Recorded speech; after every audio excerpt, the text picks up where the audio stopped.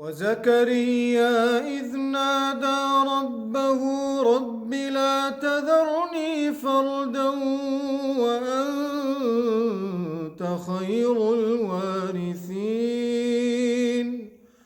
فاستجبنا له ووهبنا له يحيى وأصلحنا له زوجه إنهم كانوا يسارعون في الخيرات ويدعوننا رغبا ورهبا إنهم كانوا يسارعون في الخيرات ويدعوننا رغبا ورهبا وكانوا لنا خاشعين. In Surah Al-Anbiya, Allah subhanahu wa ta'ala mentions to us the stories of some of His prophets.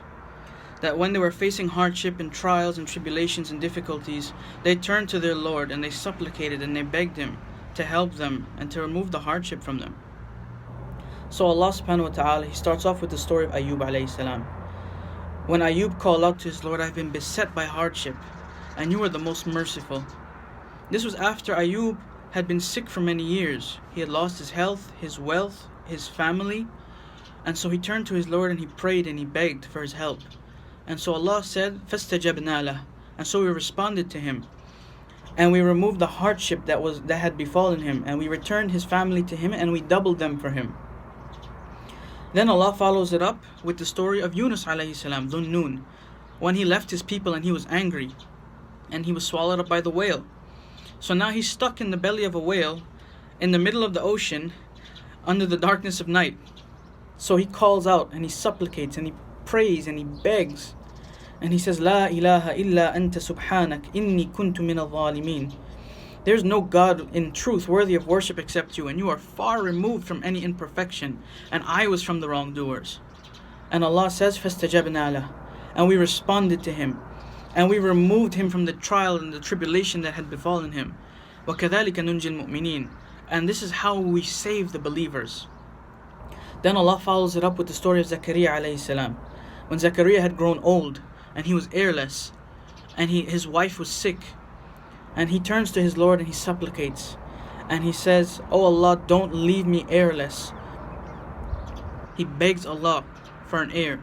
And so Allah says, فَاسْتَجَبْنَا لَهُ, and so we responded to him and we granted him Yahya as his heir and we healed his wife.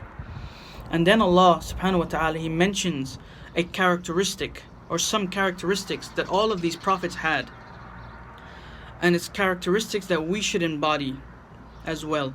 Allah subhanahu wa ta'ala says, إِنَّهُمْ كَانُوا يُسَارِعُونَ فِي الْخَيْرَاتِ, that they rushed to do righteous deeds. They exerted all effort, they spared no expense to do righteous deeds, to be involved in righteousness, to that which was pleasing to Allah subhanahu wa ta'ala. وَيَدْعُونَنَا رَغَبًا وَرَهَبًا, and when they made dua, when they supplicated, when they prayed, they did so with love and hope in the mercy of Allah, and at the same time with fear that they weren't deserving of it, that the mercy wouldn't reach them. وَكَانُوا لَنَا خَاشِعِينَ, and they were humble before Allah. So I would like this to be a reminder for me, most importantly, and for everyone else that's listening to this, to embody these characteristics, to follow the way of the prophets when you're making dua, when you're asking Allah for help to get you out of any bad situation you're in, any trial that's facing you, any hardship that you've fallen into. Allah subhanahu wa ta'ala says in Surah An'am, أُولَٰئِكَ هُمُ الَّذِينَ هَدَى اللَّهُ فَبِهُدَاهُمْ اقْتَدِي, that those, the prophets, are the ones that Allah has guided. So follow their way. So I ask Allah subhanahu wa ta'ala to allow us to be able to follow their way, to follow the guidance that He sent down, and to accept all of our good deeds from us. Assalamu alaikum wa rahmatullah.